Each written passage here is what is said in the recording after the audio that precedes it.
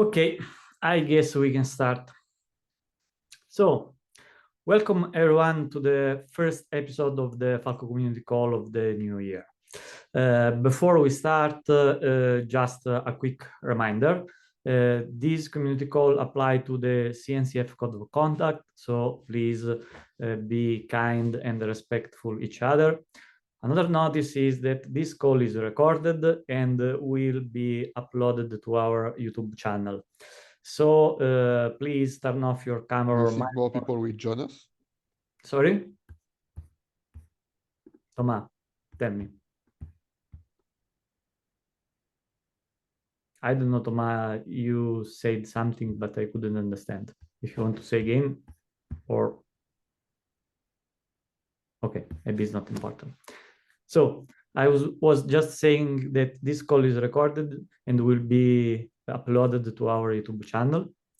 So please turn off your camera or microphone if you prefer to not be seen or heard. Lastly, please add your name under the Who Joined section below so we can know you stopped by. Thank you. I am Leonardo Grasso, one of the Falco core maintainer, and I will MC this call today. By the way, we started with a new format. Indeed, the first news is that from now on, the community call will be every 2 weeks, and it will follow a very simple format that basically is split into 3 sections. We will provide the latest news or updates.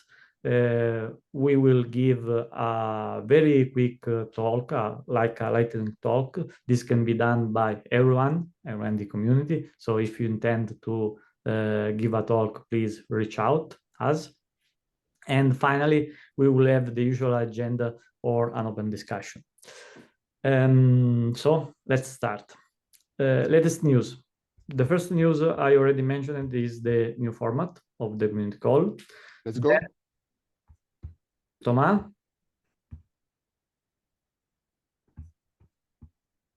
I don't know. I heard something from Thomas. So let me continue. The other news is the Falco exporter entered the deprecation mode in favor of the Falco metrics that are now built into the Falco binary directly. And also that we recently adopted some sub-project that we want to mention. One is Falco Action. I will show it here very quickly. That basically is a tool to run Falco into GitHub Actions. So to detect suspicious behavior in CI/CD workflows. And the other one is our latest SDK for Falco plugin for the Rust language.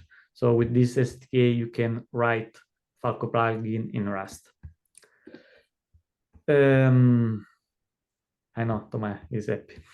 Very last news, the Falco maintainers are finalizing the next release of Falco, the 0.40, that is expected to be released by the end of January. Okay, let's start with a very short talk and a very short presentation that is about the upcoming release. Okay, let me start.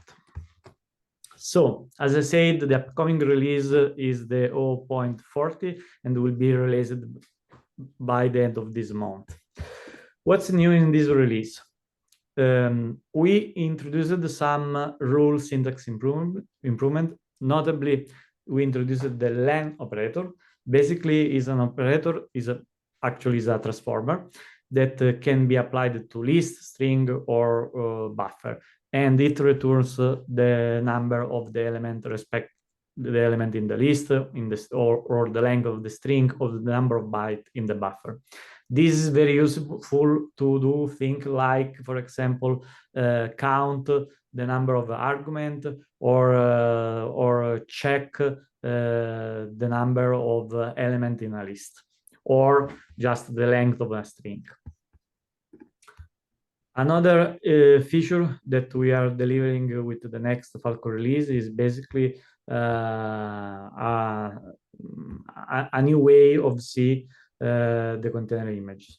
Basically, what happened is that during the last year, since we introduced the eBPF, the modern eBPF as the default probe, we basically re-auditing all our Docker image and gathered feedback from the community, and basically decided to streamline the image to better address the requirements and the possibility to use smaller image. In particular, we removed, since with the modern eBPF, there is no need anymore of a full driver building tool chain in the default image.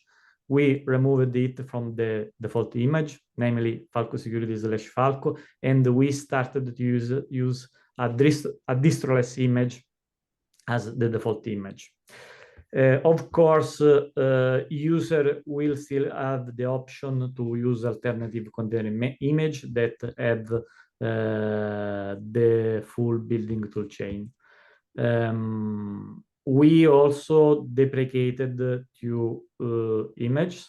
One is the distress because it basically now is the default image, and the other one is the no driver image that is not needed anymore and is deprecated in favor of the Debian flavor of the Falco image. Another feature, we introduced default output field for plugins. Basically, with this option, if enabled, the plugin, an extractor plugin might define some fields that are suggested to be included in the output, and if this option is enabled, those fields will be automatically displayed in the output of any alerts. Another config option. Can I ask a question about that? Yes, sure. Is that related with the plugin Federico created for the container labels? No, it's not related. It's not related to that. This is included in Falco already, and it is basically the point is this. You know that Falco by default add some information in the output to the syscall data source, namely the information, the Kubernetes information. The issue was that those information were specifically intended for the syscall data source.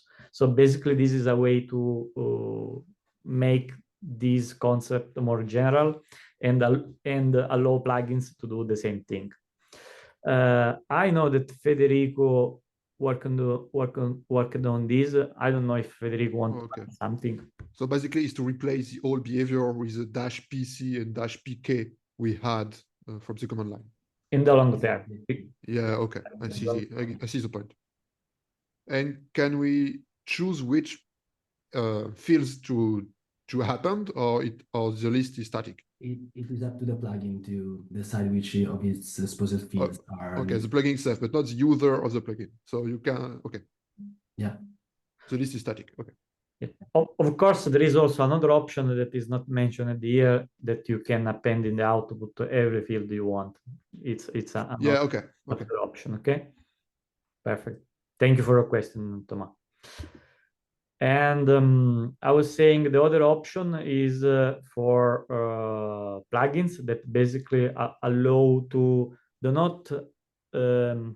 basically to turn off the /proc mount requirement when you are just using plugin that doesn't need it.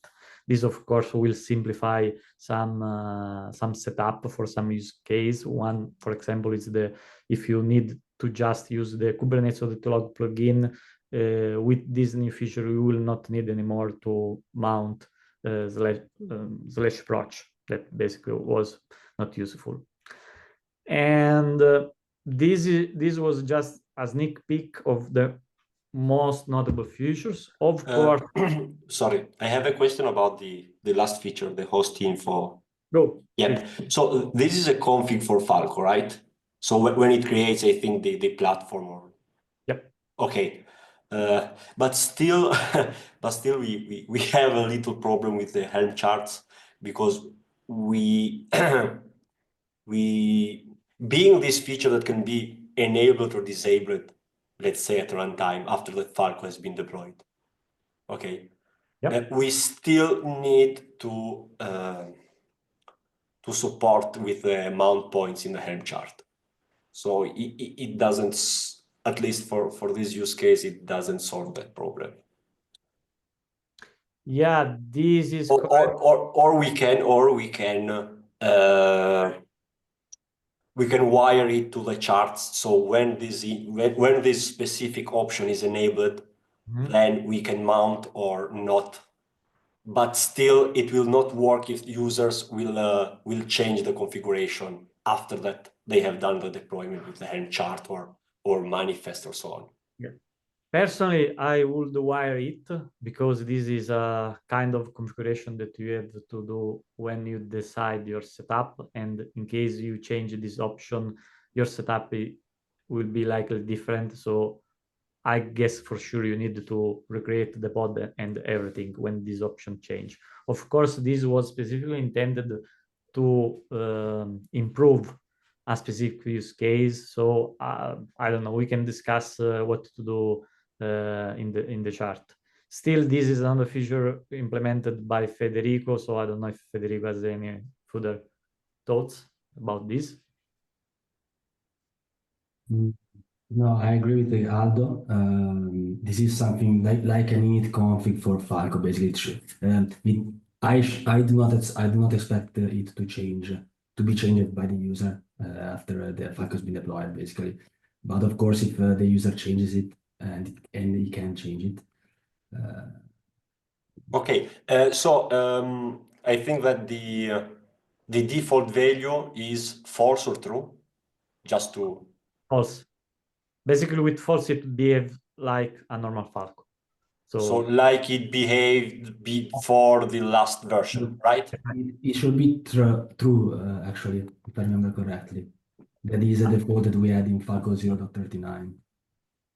Okay, so in Falco Exactly. 0.39, we introduced it has been introduced in the SCAP platform, right? Yeah. So now with this feature, we are not reverting the change, but we are keeping as it is. So the default is true and people has to explicitly disable it, right, Fede? Exactly. Okay, got it. Thanks. Just double check because I remember this is false by default. Let me check. Okay, it's true by default. Okay, got it. Perfect. Okay, so what you said is correct. Thank you for these other thoughts about this feature. So to conclude this very brief presentation, I just want. So I got a question about what we were just discussing.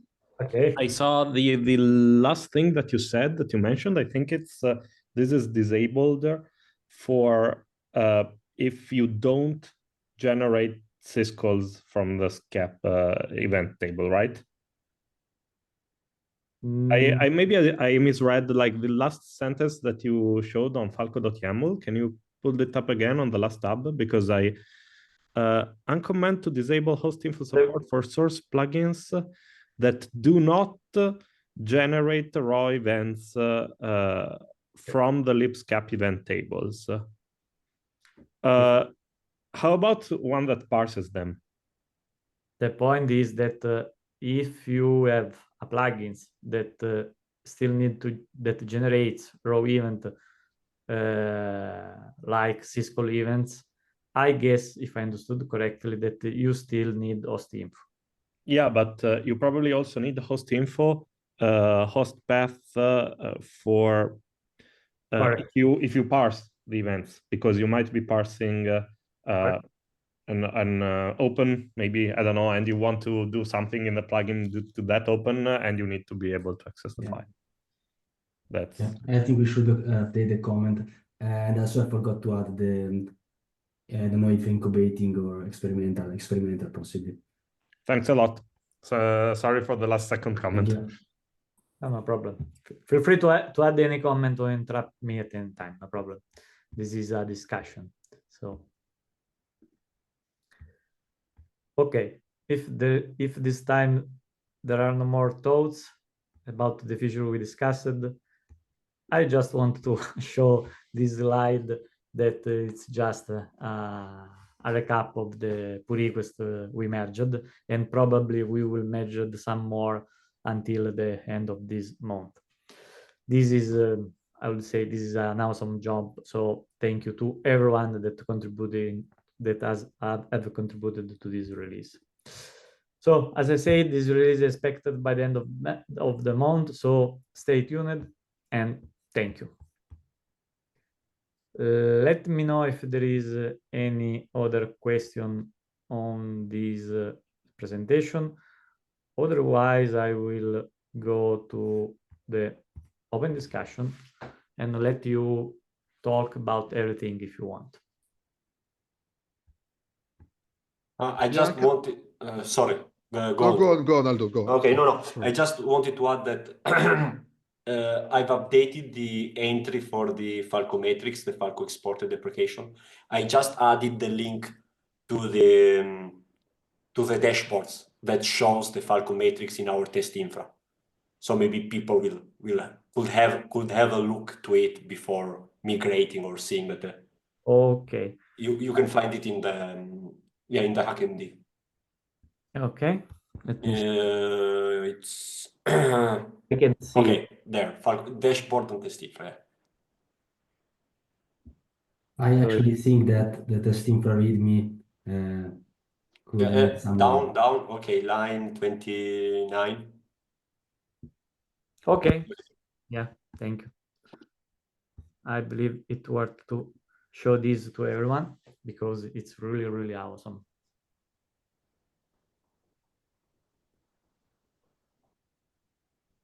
Okay, just a quick look. It's public, so everyone can check.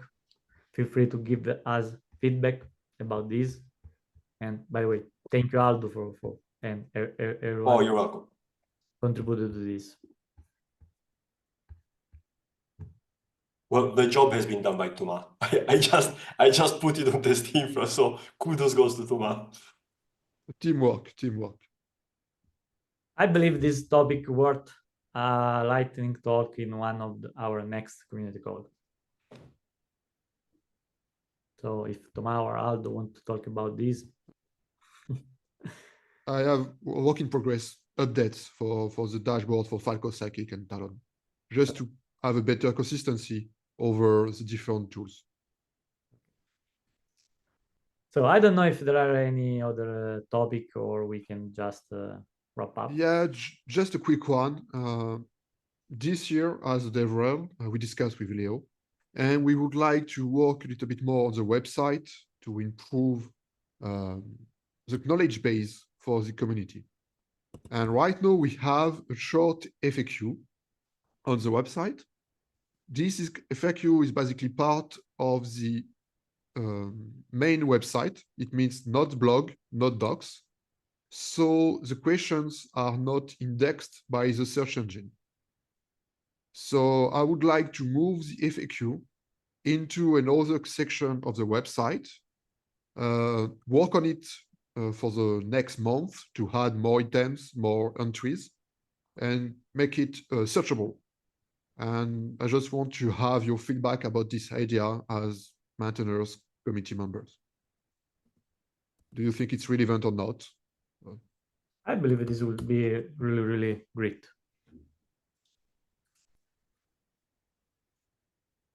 No other idea? I don't have any other idea at the moment, but we can discuss. I don't know what other folks. Yeah, well, one thing that I remember I thought, and I didn't do anything there, so I don't know if it even makes sense, but it could be an idea. Is the FAQ knowledge base part of the website? I think it could be cool to have it on Stack Overflow, so like people asking, it could be ourselves asking questions and ourselves responding. And the questions could be, how do I don't know, enable a new rule file on Falco? And that would be a one-line answer to fix it. Or we can add them to the website. But I think we might need a place at some point to just have these kind of questions, like very specific questions with specific answers, because sometimes it's hard to find this information. I see. Right now, the FAQ is more marketing than technical. It's more questions like, what is Falco? What's runtime security? What are syscalls? What are the benefits to use Falco in one environment? And like you said, I would like to have something more like knowledge base. I never thought about having something like that on Stack Overflow, but having that in the docs with in a specific section at the end, for example, FAQ capital cases at the end, as the last entry in the left navigation bar, and searchable, it could be more relevant for people. Yeah, absolutely. Thanks for sharing the idea, because I think somehow people come to the Slack channel and ask basic questions, which sometimes the answer is tricky, but it's simple. So it's like, exactly, it's just one command, but maybe the documentation doesn't just spell it out exactly what you have to do. Totally agree. The idea is when we have this kind of question in the Slack channel or somewhere else, we can answer to the member, of course, and take that answer to fill the FAQ with one more entry. Yep. I will work on that in the next days. It's quite easy to just change the location of the FAQ if you want one, and we'll see after to increase it, make it growth. Thank you. Thanks a lot for this work. By the way, I agree that I think that both initiatives make totally sense.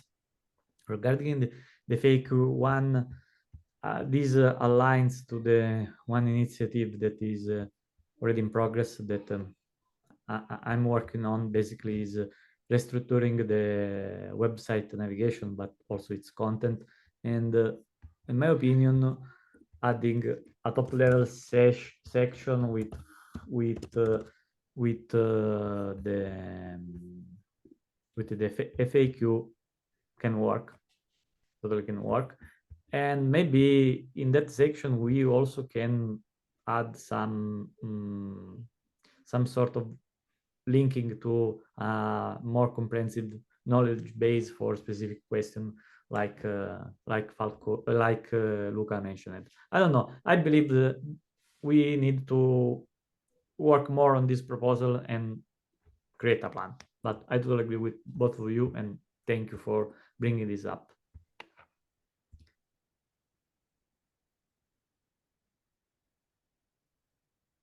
Any other topic, questions?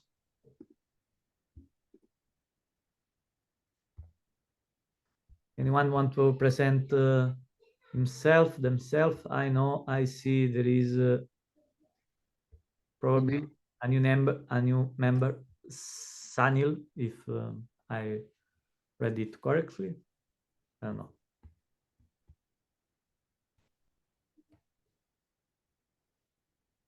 Okay, no problem. So if there are no other comments, thoughts, question, or everything else, I will wrap up this call and say thank you to everyone. See you in